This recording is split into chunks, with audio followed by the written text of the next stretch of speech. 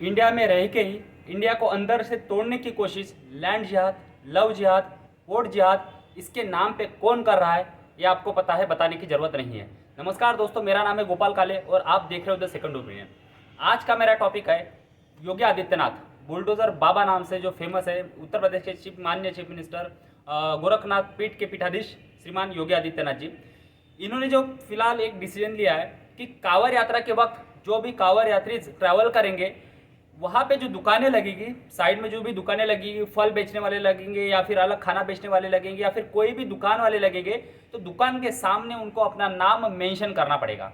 तो दोस्तों, ये जब डिसीजन योगी आदित्यनाथ ने, श्रीमान Yogi Adityanath chief minister of Uttar Pradesh, इन्होंने लिया, तो सारे लिब्रांडू जो बिके हुए पत्रकार है या फिर जो बिके हुए लोग हैं जो अंदर से तोड़ने की इंडिया को कोशिश कर रहे हैं, आपने देखा है कि किस तरह से नैरेटिव, किस तरह के चाइना की लैंग्वेज या फिर चाइनीज पत्रकार इंडिया में घूम रहे हैं या फिर चाइनीज कुछ नेता इंडिया में घूम रहे हैं, किस तरह से इंडिया को अंदर से कमजोर करने की कोशिश कर रहे हैं। आपने अभी देखा है कि अग्निवीर की योजना, अग्निवीर योजना पे इंडिया में कितना बड़ा है तहलका, अलग अलग राज्यों में लोगों के मन में भ्रम फैलाने का काम अलग अलग राज्यों में अलग अलग पार्टीज ने। उस पार्टी का नाम लेने की जरूरत नहीं, वो वही देश की पार्टी है जिसने 1947 से लेकर 2014 तक इंडिया में एक टर्म अगर छोड़ दिया अटल बिहारी वाजपेयी की, वहां तक उन्होंने राज किया। और तुष्टीकरण की राजनीति क्या है, वक्फ बोर्ड, वक्फ बोर्ड आज इंडिया में रेलवे मिनिस्ट्री के बाद, मतलब रेलवे के बाद सबसे श्रीमंत या फिर सबसे अमीर बोर्ड कहा जाता है। वो वक्फ बोर्ड एक्ट किसने लाया, किस तरह से शाहबानो जजमेंट घुमाया गया, सुप्रीम कोर्ट के जजमेंट के बाद भी शाहबानो जजमेंट ये घुमाया गया, और मुस्लिम तुष्टीकरण की राजनीति इस पवित्र धरती पे किसने की, ये 1947 से लेके 2014 तक हमने देखी है। किस तरह से हिंदुओं को एक डिस्ग्रेस करके, हिंदुओं को नीचा दिखा के, हिंदुओं की जो भी कल्चर है, परंपरा है, उनको धतिया बता के, उनको धतस बता के किस तरह से हिंदुओं को दबाने का काम किया, हिंदुओं के कल्चर को दबाने का काम किया। और एक सिर्फ तुष्टीकरण की वजह से, तुष्टीकरण की वोट बैंक के लिए हिंदुओं को हमेशा दबाने की बात की। और अलग अलग राज्यों में अलग अलग रीजनल पार्टीज है। आप अभी जैसे कि उत्तर प्रदेश में अगर देखा तो कार सेवकों पे जिस तरह से गोलियां चलाएगी वो कोई नहीं भूल सकता, सिर्फ एक वोट बैंक को खुश करने के लिए। आपको अगर पता होगा कि पश्चिम बंगाल में क्या चल रहा है, पश्चिम बंगाल के एक मेयर जो मिनिस्टर भी है ममता बनर्जी की सरकार में, वो खुलेआम लोगों को प्रोवोक कर रहे हैं कि आप नॉन मुस्लिम्स को मुस्लिम बनाओ, यही सबसे बड़ा धर्म है। मतलब जो संविधान की दवाई देते, जो संविधान की दुहाई दिन रात देते, हाथ में बुक लेके घूमते, भले ही वो संविधान में कितने पेजेस है, कितने आर्टिकल है, कितने पार्ट्स है, कितने शेड्यूल है, कोई पता नहीं है, उसके बाद भी सिर्फ संविधान संविधान संविधान के नाम की दुहाई दिन रात देते हैं। वही संविधान का दुहाई देने वाले लोग उत्तर प्रदेश में जब कांड हुआ था तब क्यों चुप बैठे थे। आज पश्चिम बंगाल एक मुस्लिम राष्ट्र बनने के तौर पर गुजरा है, मुस्लिम राष्ट्र की राह पे चल रहा है। वहाँ के जो मेयर है वो खुलेआम लोगों को बोल रहे हैं, खुलेआम एक ममता बनर्जी के कार्यकर्ता ने खुलेआम वहाँ के पुरुष और महिला को रास्ते पे मारा। और जब उन्हें पूछा गया कि ये सही है गलत है, तो उन्होंने बोला कि चोपड़ा जगह जो है एक मुस्लिम राष्ट्र है और मुस्लिम राष्ट्र में इस तरह की पनिशमेंट देना कुछ इलीगल नहीं है। मतलब ये मुस्लिम राष्ट्र कब से बन गया, उसके ऊपर ममता बनर्जी जी जो बंगाल की चीफ मिनिस्टर है वो बिल्कुल चुप है। तो इस चुप के पीछे क्या राज है।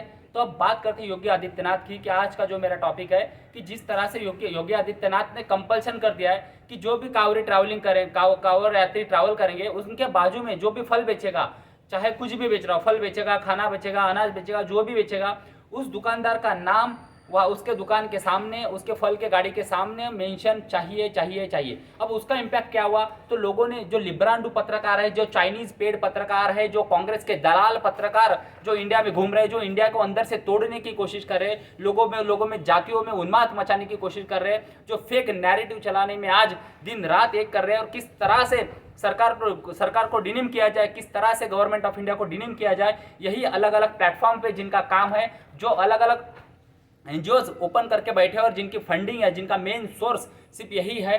तो उन्होंने जो नैरेटिव चलाया है कि देखो एक समाज के खिलाफ पर्टिकुलरली बीजेपी काम कर रही है, तो दोस्तों दुकान के सामने नाम लगाने से किसको क्या दिक्कत हो सकती है ये आप मुझे बताइए। अगर यही पार्टी है जो सबका साथ सबका विकास के नारे के साथ 2014 से लेकर 2024 तक चली।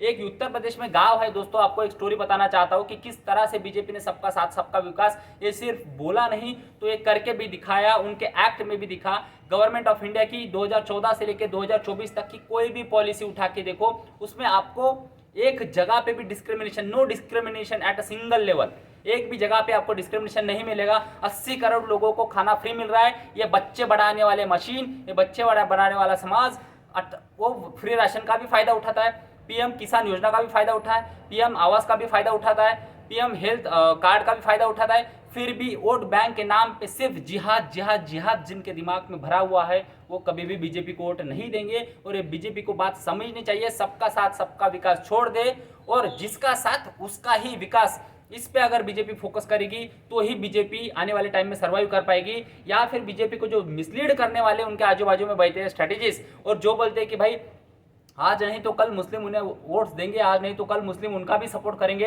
तो भ्रम में जी रहे हैं। मुस्लिम बीजेपी को कभी कभी कभी वोट नहीं करेंगे, इसका बीजेपी ध्यान दे। अमित शाह और नरेंद्र मोदी जी, आपसे रिक्वेस्ट है, आप बड़े हैं, हम आपको समझ दे या फिर हम आपको कुछ सलाह दे इस लायक हम नहीं समझते खुद को, लेकिन आपसे एक रिक्वेस्ट है कि जब आप बड़ी पोजीशन में जाते हो तो नीचे की आवाज़ आने बंद हो जाती है। तो हम नीचे की आवाज़ आप तक पहुंचा रहे कि जिस तरह से हिंदू समाज आपके ऊपर नाराज है, अयोध्या में आपने देख लिया कि क्या हुआ, लोगों का कार्यकर्ताओं की सुनावनी नहीं हो रही है, लोग सुन नहीं रहे हैं। तो ये कार्यकर्ता मतलब सपा के कार्यकर्ता ही बोलते हैं कि आप बीजेपी के सपोर्टर हो ना, तो क्या हुआ, तो लोग हंसने लगे। तो इंस्टेड ऑफ सबका साथ सबका विकास, जिसका साथ उसका ही विकास, इसी पे आपको आगे चलना होगा, तभी आप आने वाले टाइम में कुछ कर पाओगे। मैं उत्तर प्रदेश के एक गाँव की आपको बात बता रहा था जहाँ पे 455 पीएम आवास योजना थ्रू मुसलमानों को घर आवास मिले हैं, लेकिन उस गांव में सिंगल वोट बीजेपी को नहीं मिला, एक भी वोट। मतलब 455 गांव अगर पकड़ लो आप, 450 गांव और एक घर में 10 इंसान होते ही ऑब्वियसली 4000 गांव, 4000 लोगों का गांव, उसमें एक भी वोट बीजेपी को नहीं मिला है। मतलब this kind of hatred towards BJP and Hindu people in the mind, किसके माइंड में आपको पता है कि जिन्हें बचपन से पढ़ाया जाता है कि ये तो काफिर है, अपने को छोड़ के बाकी सब काफिर है। तो दोस्तों मैं आपसे रिक्वेस्ट करना चाहता हूँ कि इन सारी बातों को याद रखें। टाइम हाथ से निकल गया तो आने वाली पीढ़ियां हमें माफ़ नहीं कर पाएगी। मैं आपको एक अमरावती महाराष्ट्र अमरावती की एक स्टोरी एक दिन आपको ज़रूर बताऊंगा कि किस तरह से वहाँ पे डेमोग्राफिक चेंज हुई, एक विशिष्ट समुदाय के लोगों ने किस तरह से वहाँ पे एक डेमोग्राफिक उस गांव की चेंज हुई और उसके पीछे क्या रीजन थे आपको बताऊंगा। लेकिन अभी टॉपिक पे आता हूँ कि कांवड़ यात्रा, आपने कोरोना में देखा होगा, मूत कर बेचने वाले, थूक कर बेचने वाले, हाथ लगाकर बेचने वाले कौन से समुदाय के लोग थे। हलाल के नाम पे इतनी बड़ी इंडस्ट्री चलाने वाले कौन से समुदाय के लोग हैं, उसको पालन पोषण करने वाले कौन है। तो योगी आदित्यनाथ जी ने जो अभी फैसला किया है, योगी आदित्यनाथ जी ने जो फैसला किया है कि आपको फल वाला हो, गाड़ी वाला हो, फूल वाला हो, खाना खिलाने वाला हो, मेस वाला हो, होटल वाला हो, कोई भी हो, उसको नाम लगाना पड़ेगा। चाहे वो नाम अश्विन रहे, चाहे वो नाम आरिफ रहे, चाहे नाम राम रहे, चाहे नाम रहीम रहे।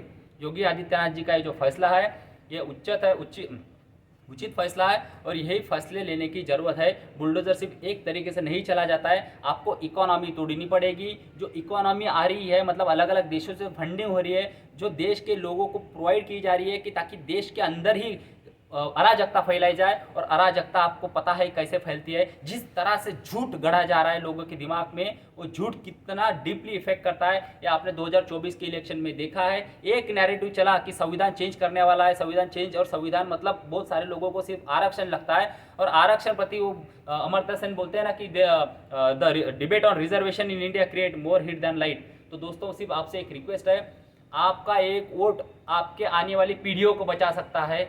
आप याद रखिए ये एमवाई कॉम्बिनेशन उत्तर प्रदेश में अगर सरकार में आ गया तो कोई भी जात हो, पिछड़ी जात का हो, स्वर्ण जात का हो, जो आप जाति जाति में बट रहे हो, कभी राजपूत नाराज, कभी ब्राह्मण नाराज, कभी क्षत्रिय नाराज, कभी ये नाराज, कभी वो नाराज, जो जिस तरह का झूठ आपके सामने परोसा जा रहा है कि रिजर्वेशन खत्म होगा, आरक्षण खत्म होगा, संविधान चेंज किया जाएगा, इस तरह से कुछ भी नहीं होने वाला। आपको सिर्फ भ्रमित किया जा रहा है दोस्तों, और आपको भ्रम से बचना है।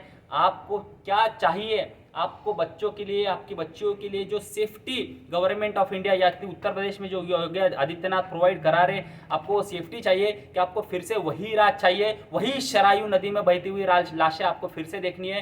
ये राम मंदिर, जिस तरह से राहुल गांधी ने बयान दिया था कि हम अगर सरकार में आएंगे तो सुप्रीम कोर्ट का वर्डिक्ट हम फिर से चेंज करेंगे और राम मंदिर पे स्टे लाएंगे। आप देखना अयोध्या के लोगों ने जो किया है, हम अयोध्या के लोगों को उनके डेमोक्रेटिक राइट पे हम सवाल नहीं उठा रहे, लेकिन जिस तरह के इंसान को आपने चुन के दिया है, आपने दिखा दिया कि प्रभु श्री राम जब लंका पे चढ़ाई करने गए तो अयोध्या के लोगों को क्यों लेके नहीं गए? क्योंकि उन्हें पता था कि अयोध्या के गद्दार लोग, उनके हिसाब से अयोध्या के गद्दार लोग सोने की लंका देख के अपना ईमान बदल देंगे। 500 साल भगवान श्री राम टेंट में रहे, उसके बाद उन्हें महल में लेके जाने के बाद भी आपने आपके स्वार्थ रीजन, खटाखट योजना हो या कुछ भी हो, उसकी वजह से जिस तरह से आपने आपका वोट का वहाँ पे शो ऑफ किया है, जिस तरह से आपने एक दगा दिया है, वो कभी भुला नहीं जाएगा। इसमें बीजेपी भी उतनी ही जिम्मेदार है, क्योंकि बीजेपी भी कैंडिडेट सिलेक्शन में इतनी गलती हुई, योगी आदित्यनाथ का सुना नहीं गया। एक मिश्रा नाम, एक कोई तो भी जोशी या मिश्रा नाम के पत्रकार है, उन्होंने आधे से ज़्यादा टिकट वहाँ पे बांटे। योगी जी ने जो बोला था कि 35 टिकट काटने चाहिए, उसमें से कोई काटा नहीं गया और उसमें से 32 कैंडिडेट्स आ रहे। लल्लू, जिनकी अकल घुटने में है, उस इंसान को आपने टिकट दी, जो खुलेआम बोल रहा है कि 400 सीटें हमें इसलिए चाहिए कि हम संविधान बदल सके। तो भैया आपकी जीत, आपकी पार्टी सिर्फ भगवान भरोसे है। अभी भी संभल लो, 240 से कहीं 140 ना हो जाए और राहुल गांधी देश का पंतप्रधान ना हो जाए। थैंक यू दोस्तों। मेरा वीडियो अगर आपको कैसा लगा प्लीज़ कमेंट बॉक्स में बताएं, और इस वीडियो पे आपकी राय क्या है वो भी कमेंट बॉक्स में बताएं। Thank you very much. Thank you.